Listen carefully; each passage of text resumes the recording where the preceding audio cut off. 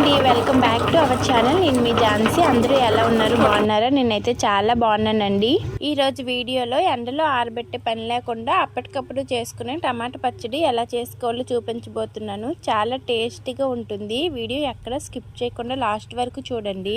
ఇవి 3 కేజీల టమాటా పళ్ళు 50 రూపాయలకి చవకగా వచ్చాయని చెప్పి మా ఆయన తీసుకుని వచ్చారు. 3 కేజీలు ఎందుకులే అని చెప్పి కేజీ వరకు పక్కన పెట్టుకుని 2 కేజీల పళ్ళు కట్ చేసుకున్నాను. టమాటాలు బాగా రెడ్గా ఉన్నాయి కదా, ఇంకా వీటి ప్రాసెస్ చూసేద్దామా. వీటి కోసం అయితే గ్యాస్ పైన కడాయి పెట్టుకుని టమాటా ముక్కలు ఫ్రై అవ్వడానికి సరిపడా ఆయిల్ వేసుకోవాలి. ఆయిల్ బాగా వేడయ్యాక టమాటా ముక్కలు వేసుకోవాలి.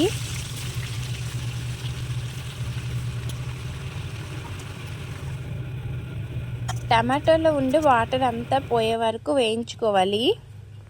ఇలా దగ్గరగా అయ్యాక స్టవ్ ఆఫ్ చేసుకోవాలి. ఇది చల్లారే లోపు పచ్చడి కోసం సరిపడా ఎండుమిర్చిని మీడియం ఫ్లేమ్లో వేయించుకోవాలి.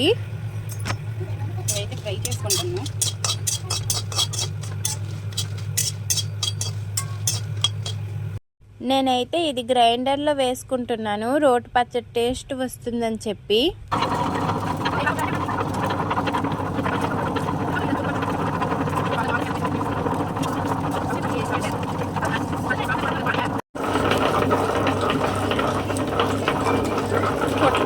పచ్చడి కాస్త నలిగాక వేయించుకున్న ఎండుమిర్చిని వేసుకున్నాను.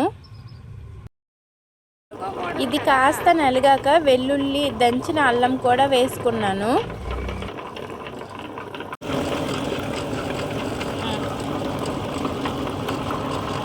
టమాటా పులుపుకి సరిపడా చింతపండును పిక్కలు తీసి వేసుకున్నాను.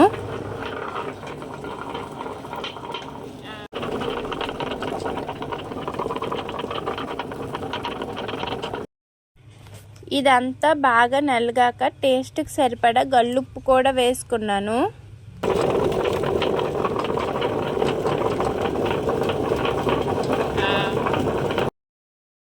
ఫైనల్గా జీలకర్ర కూడా వేసి బాగా నలిగాక గిన్నెలోకి ఎత్తుకున్నాను.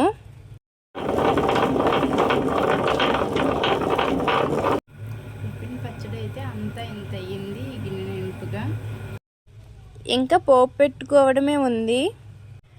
దీనికోసం అయితే కడాయిలో సరిపడా ఆయిల్ వేసుకున్నాను. ఆయిల్ హీట్ అయ్యాక ఆవాలు, రెక్కలు తీసిన వెల్లుల్లి గుడ్లు వేసాను.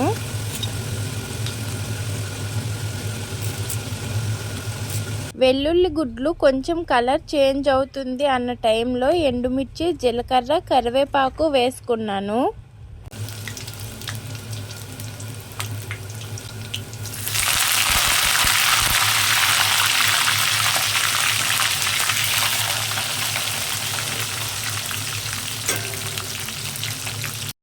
ఇంకా కొంచెం ఇంగు పొడిని కూడా వేసాను.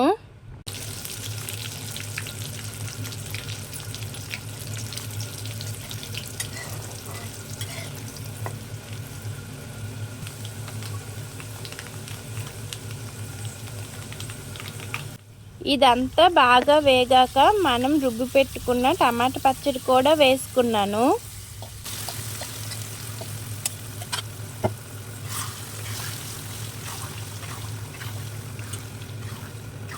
మంట మీడియం ఫ్లేమ్లోనే ఉంచి అడుగు మాడిపోకుండా కలుపుతూనే ఉండాలి. అలా కలపడం వల్ల ఎక్స్ట్రా వాటర్ ఏమైనా ఉంటే పోతుంది. పచ్చడి ఎక్కువ కాలం నిల్వ ఉంటుంది. పచ్చడి టేస్ట్ అయితే చాలా బాగుంది. మీరు కూడా ట్రై చేసి ఎలా వచ్చిందో కామెంట్ చేయండి. నా ఛానల్ని ఫస్ట్ టైం చూసినట్లయితే సబ్స్క్రైబ్ చేసుకోండి. Bye bye.